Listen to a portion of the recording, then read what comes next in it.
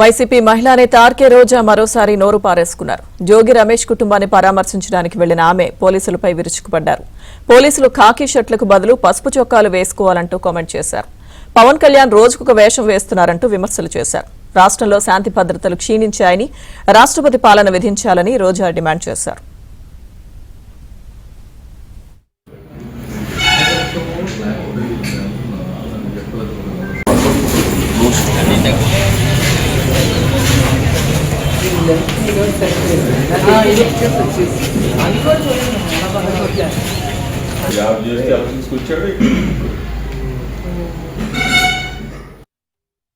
ఇలాంటి ప్రభుత్వం ఈ రాష్ట్రంలో ఉండడానికి వీలు లేదు అని మేము ప్రజలు ముక్త కంఠంతో చెప్తున్నాం.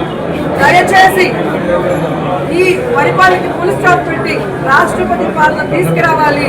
ఇక్కడ ప్రజలకి రక్షణ లేదు, అపోజిషన్ పార్టీ వాళ్ళకి రక్షణ లేదు అనేది స్పష్టంగా కనిపిస్తుంది.